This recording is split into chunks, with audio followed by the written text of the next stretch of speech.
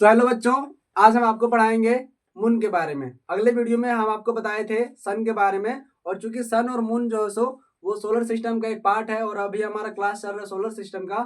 तो अगले वीडियो में आपको हम बता दिए थे सन के बेसिक के बारे में। आज हमारा टॉपिक है मून के बारे में। चलिए देखते हैं मून के बारे में। पहले देखते हैं कि मून एक्चुअल में है क्या, कहते किसको है मून।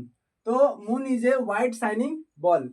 चंद्रमा जो है वो एक सफेद चमकती हुई गेंद है। क्योंकि चंद्रमा जब दिखाई देता है तो लगभग लगभग उसका कलर किस कलर का रहता है? व्हाइट कलर का। कौन सा कलर का रहता है? व्हाइट कलर का। फिर it appears in the night sky. Appears मतलब होता है दिखाई देना।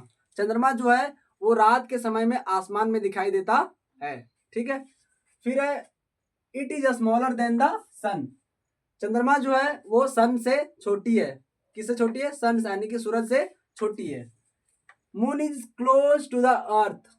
मून जो है वो पृथ्वी के नजदीक में है। कहां पर है? पृथ्वी के नजदीक में है। The moon does not have its own light. चंद्रमा के पास अपना खुद का प्रकाश नहीं है। जैसे कि सूरज के पास अपना खुद का प्रकाश है, उसको चमकने के लिए धूप जो आता है वो डायरेक्ट हमको कहां से आता है? सूरज से आता है। लेकिन चंद्रमा का जो रोशनी हम तक पहुंचता है वो उसका अपना खुद का रोशनी नहीं है, बल्कि वो किसका रोशनी है वो आगे हम देखेंगे।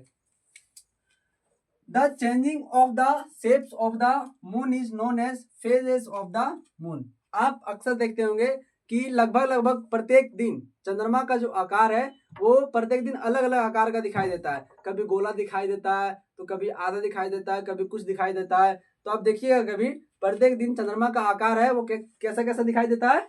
अलग अलग, ठीक है। अब ये अलग अलग जो दिखाई देता है उस घटना को क्या कहते हैं? फेजेस ऑफ द मून कहते हैं। अब यहाँ पर नोट करके हम कुछ लिखे हैं। The moon appears to be different in shape every day.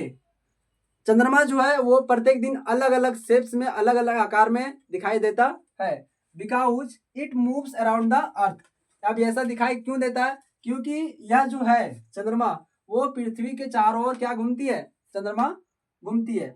And the light of the sun falls on its different part. और चूंकि चंद्रमा जो चमकती है उसका जो रोशनी हम तक पहुंचता है वो उसका अपना खुद का रोशनी नहीं होता है, बल्कि वो सूरज का रोशनी होता है। तो सबसे पहला पॉइंट यहाँ पर लिखा है कि it moves around the earth. चंद्रमा जो है वो पृथ्वी के चारों ओर घूमती है, जिस कारण से उसका जो शेप्स है वो अलग अलग हमको दिखाई देता है। फिर दूसरा है the light of the sun falls on it different spot. और चूंकि सूरज का जो रोशनी है, सूरज का जो लाइट है वो चंद्रमा के अलग अलग हिस्सों पर पड़ती है, जिस कारण से भी हम लोग को जो चंद्रमा का जो शेप्स है वो अलग अलग दिखाई देता है। तो हमको उम्मीद है कि आपको मून के बारे में बेसिक समझ में आ गया होगा। अब मिलते हैं नेक्स्ट वीडियो में अगले टॉपिक में। आज के लिए इतना ही, धन्यवाद।